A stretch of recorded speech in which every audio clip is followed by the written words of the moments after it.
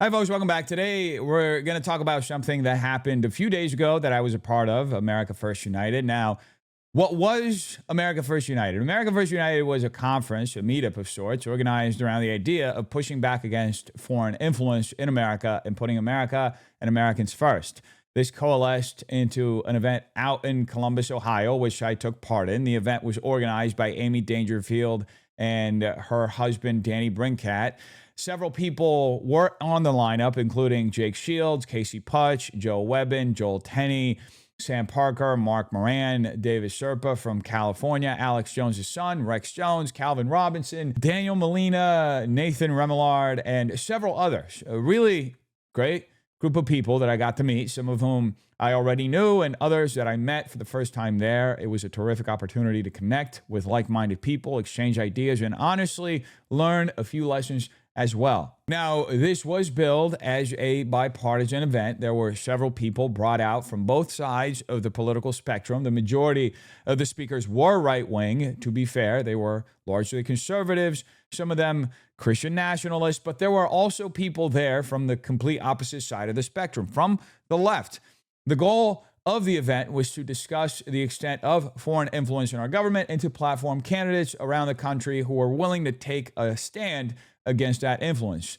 Then the timing of the event was actually intentional as well. Just yesterday, Casey Putch, who was at this event in Ohio, had his primary against Vivek Ramaswamy in Ohio for the Republican gubernatorial candidacy. And many of the candidates there at America First United, including myself, were heading into critical moments in our own races as the primaries were kicking off. Here in California, for example, mail-in ballots went out this past Monday, the day after America First United, and many people have already started receiving them. So the timing was meant to help launch campaigns, get exposure for candidates, and create a visible message of unity around skepticism of foreign influence in our government and our elections, particularly Israeli foreign influence, which has become an increasingly discussed topic on both sides of the political aisle. And that concern has largely grown, not only because of the genocidal actions of the Israeli state in Gaza and now Lebanon, which we've discussed on this channel extensively, but also because there seems to be an expectation within our government and especially within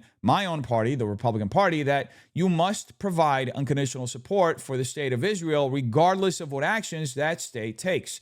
And that's something many Americans are growing increasingly uncomfortable with. And for anybody skeptical of the extent of the influence of the Israeli government in our government, there are countless examples that have come to light recently. I've covered them on my channel extensively, but just to cite the most recent and obvious example, the war in Iran.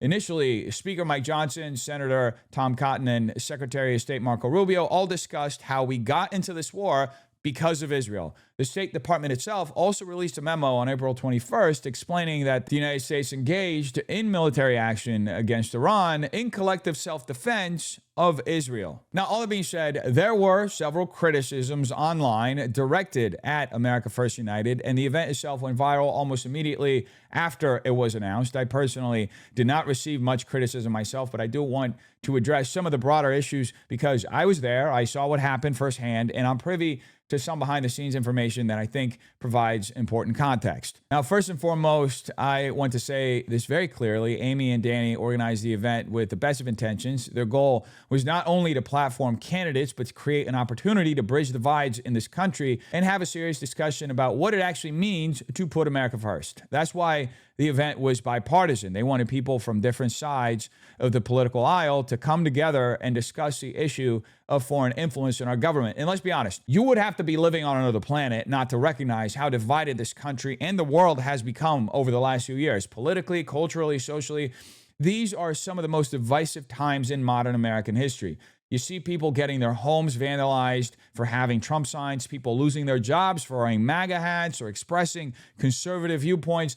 Political persecution has become normalized in the social media age. So events such as America First United, which attempt to bring people together in this environment, are truly aspirational in nature. But I think one thing this event taught everyone is just how difficult political unity actually is. To paraphrase what Joel Webbin said about the event the day after, in the attempt to unite, we learned there may be no real weight to unite. And I think that became especially apparent between the left and the right, because there were left-wing speakers there that when you stop to actually listen to what they said in their speeches, much of the rhetoric was deeply anti-American, framing America as a uniquely evil nation responsible for endless destruction and oppression throughout history.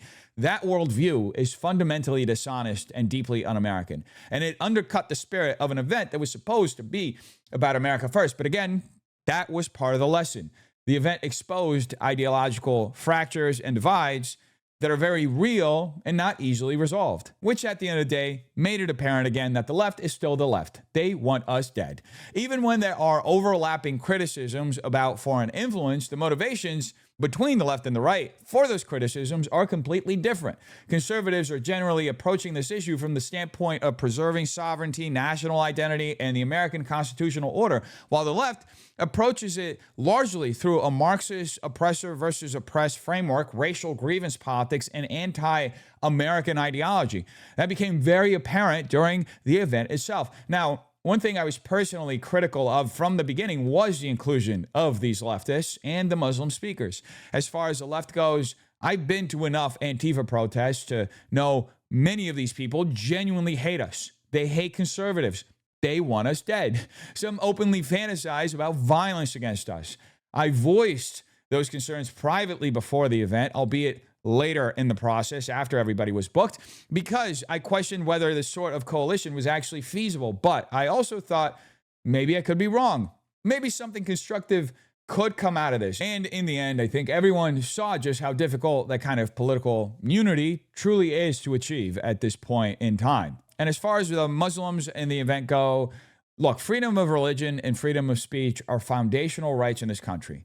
That being said, the founders originally envisioned religious liberty primarily in the context of Christian denominations and as a protection against a state church like the Church of England. I don't think they envisioned Islam, Hinduism, or Judaism becoming major parts of the national fabric in the way they are today. America is fundamentally a Christian nation founded on Christian principles. That's simply historical reality. So yes, it was personally strange to me at times to be at a conference centered around putting America first while Muslim speakers were present. But again, freedom of religion is constitutionally protected and Muslims have every right to speak and worship freely in this country.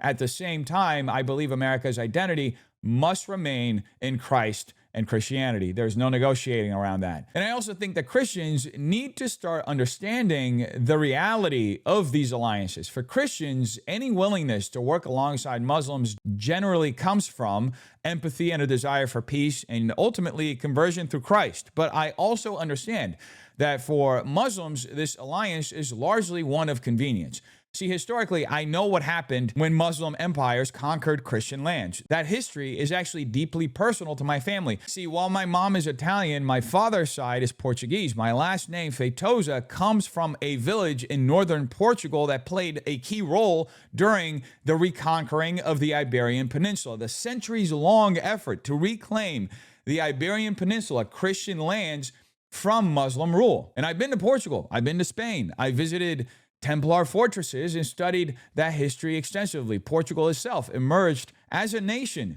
during the reconquering of the Iberian Peninsula. So I'm very aware of that historical context, and I think about it very often, especially in the context of the spiritual and civilizational struggles today. Now, with all that being said, I do think Muslims have practical reasons for wanting alliances with Christians in America. It's very useful for them. It's a relationship of convenience. They are a minority here, but even then, they've managed to gain political influence in places like Dearborn, Michigan, and recently even received approval for an entirely Muslim-run city in Texas, which has raised many concerns among Americans. Aligning with Christians against Israeli influence benefits Muslims both politically in America and geopolitically abroad because America's unconditional support of Israel enables Israel to act aggressively throughout the Middle East, Muslim nations, with virtually no consequences. So it's a partnership of convenience because reducing Jewish influence in the homeland reduces the attacks that they get back in the Middle East. But ultimately, Christians do not need political partnerships in order to preserve this country. We don't need to be subordinate ourselves to anyone, not Jews, not Muslims, not anybody else. Christians remain the majority of this country, and we should exercise discernment and confidence in that accordingly. Any alliance should come from empathy and goodwill, not weakness or dependence. Now, I do also want to add an important piece of context regarding why these leftists and Muslim speakers were included in the first place. There was one high-profile individual from the left originally attached to the event who specifically requested that these folks be brought into the lineup. And at the last minute, that individual pulled out. So suddenly, you have an event that was supposed to have equal weight from both sides of the aisle becoming overwhelmingly right-wing without the balancing figure that justified those leftist speakers being there in the first place. That's a major reason the event ended up feeling disjointed to many people online. And honestly, this is just the reality of organizing events. People cancel, plans change, things happen. But if anything, the lesson from this event is that we tried it. America First United attempted a bipartisan coalition around foreign influence, and the results showed just how difficult that reality truly is while the left continues to be captured by Marxism. Now, another major controversy surrounding this event was the proximity people tried to draw between America First United and Nick Fuentes. So let's take a look at that for a second, because the phrase America First predates Nick Fuentes by many decades. Presidents were using that term over 100 years ago. Pat Buchanan revived it in the 1990s. Donald Trump brought it back once again into the mainstream during his 2015 campaign.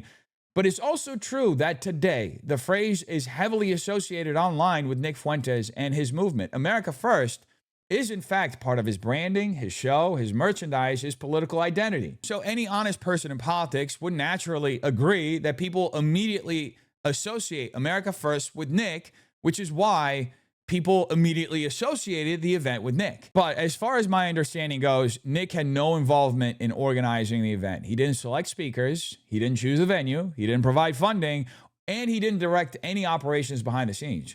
There were certainly people there who had previously attended AFPAC or were adjacent to the America First movement, people who perhaps knew Nick, but this was not a Nick Fuentes event. However, that distinction got completely lost online because many Zionist commentators saw the event as an opportunity to attack Nick Fuentes and anyone associated with criticism of Israel. But from what I saw firsthand, the event was its own thing, adjacent to that America First ecosystem, perhaps, inspired by some of the same America First themes, but not organized or directed by Nick Fuentes himself. Now, in hindsight, sure, there are many things that could have been communicated more clearly. Maybe there could have been more coordination, more clarification, more intentional branding decisions.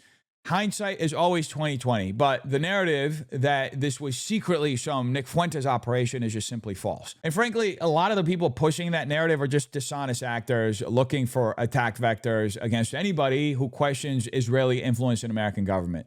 They smear, they slander, and attempt to destroy anyone advocating for an America First worldview because many of these people are not America First. They are truly Israel first. Now, another major criticism was the so-called empty room. People online were posting photos claiming MAGA was dead, claiming these influencers couldn't fill a room, claiming the movement was fake or bot farmed. But that narrative ignored the actual structure of the event. See, the location of the event was intentionally secluded for security reasons. The address was not widely distributed. This was essentially a closed-door conference with invite-only attendance because there were candidates running for office, running for major office around the country, speaking critical of one of the most politically connected and violently aggressive foreign states on the face of the earth. There were real security concerns going into this event. This wasn't designed to be a giant rally. It was more of a broadcast think tank, a gathering of candidates, influencers, activists, policy-minded individuals, and organizers discussing strategies to curtail foreign influence and strengthen American sovereignty. That said, there was a very small audience present of people who don't fit that profile, including some groypers and observers, some press, but the event itself was primarily focused on discussions among people active in politics and media. So the viral photos on X of empty chairs were misleading. Many people involved in that room have hosted events with hundreds of attendees before. Filling a room is not difficult, honestly. In fact, the plan moving forward is likely to make future events of this sort more public and ticketed. In fact, this event didn't sell a single ticket, as far as I know, so You also have that. That said, the point of this event wasn't ticket sales. The point was to bring together candidates and thinkers before critical primaries and ballot deadlines to help amplify their message and build networks against a political machine that funnels enormous amounts of money into opposition campaigns and exerts massive influence over American politics. A machine that's willing to go as far as literally killing their opponents. And many Americans are waking up to that reality. More candidates, more activists, more people within the political establishment are beginning to openly question these relationships and refuse funding from certain interest groups because they want to return America to the hands of Americans. Anyway, that's pretty much the gist of it. Once again, I want to thank Amy and Danny for putting this event together. I want to thank my friend Antonio as well, who did a tremendous amount of work behind the scenes to help make this happen and rarely gets the credit he deserves. I want to thank my friend Emilio for flying out there with me and being a great companion throughout this trip. I also want to thank all the people out here in Los Angeles who flew to this event and all the folks from around the country who are genuinely trying to put America and Americans first. Anyway, folks, thank you so much for watching. Hope you have a terrific day. Peace.